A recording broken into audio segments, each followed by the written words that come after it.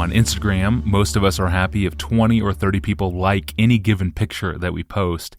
We're back with hip-hop artist Trip Lee. And Trip, some of your pictures go over 10,000 likes on Instagram. Social media stats like these just beg us to compare ourselves to everyone else and to quantify our popularity, which of course is pure vanity. So speak to nobodies like me about fame, and particularly about this idea that popularity is the key to happiness. Speak to us from the inside. Yeah, I think that is one of the really dangerous things about social media is with our kind of hearts that love to praise the men, there's always been that. But now, as you said, there is this kind of automatic way that I can at any moment know exactly what people think about what I just said or what I just did or this picture that I just took. I don't have to wait to ask anybody. I can second by second see how many people think it's impressive. And from my side, as somebody who, has a larger social media following, I think the main thing I want people to know is that no amount of likes really satisfies. There's no okay, when I get that 10,000 likes, that's when my heart is really satisfied. And we see principles like this in scripture. Solomon says, and I think it's Ecclesiastes 5, he who loves money will never be satisfied by it. And that's because we'll always want more. It's vanity, chasing after wind.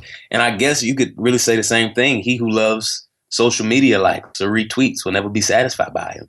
And that's because when our real hunger is for that recognition from man, then enough is never going to be enough. If that's what we really hunger for, there's never going to be that magic amount of recognition that'll mean enough for us. My level of social media fame is laughable compared to others who have millions of followers and get hundreds of thousands of likes. But even they can look back to someone else in history who's more famous than them or somebody else on social media. And, it's an endless cycle of comparison and unsatisfied desires. I can look at friends of mine even who have larger social media following than me, and I look at them and they still haven't reached some level of perfect happiness. And so I think we really have to fight that thing in our heart that wants to be satisfied by that. I can think of seasons where I've personally felt that I needed to step back from social media because I was liking the likes too much and the retweets. Because, I would maybe tweet something and see a bunch of retweets and it would give me this little burst of joy and satisfaction. And it would make me feel good about myself. And I was starting to see that that's where I was really kind of defining myself or finding my identity. That's what made me feel valuable and worth something in that day. And when I don't watch my soul, I can feel myself getting really addicted to that, addicted to the praise of men. And it's really dangerous, whether it's on social media or at your job and in your family with your spouse.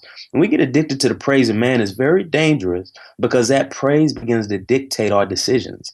We'll behave or tweet or preach or rap or whatever. We'll do it based on what will get us the most praise from men instead of what will please God. And that can happen really quick. And that can happen without us even noticing. And it kills our faith because that's where we start to run to for joy. And it really kills our obedience really quickly and desensitizes our souls. And we begin to reorient our life around the wrong things. So I think social media is amazing. But because we're sinners, just like in every area of our life, there are things you really have to guard against. And that's one of them for me. Fear of man is a struggle for me. And so I always have to fight against that. Yes. And how long are those seasons of pulling back? Sometimes it would maybe be just a week or two. There was one time and it was a couple months where maybe I would still tweet. I would schedule them, but I just erased the apps from my phone so that I wouldn't be tempted to go and look at everybody's responses to my tweets and post at all times. That's a really good discipline for us all to consider, sharing, but finding ways to distance ourselves from the response stats. Thank you, Trip. This has been Trip Lee. His latest album and book are both titled Rise. You can find them right now at Amazon.com.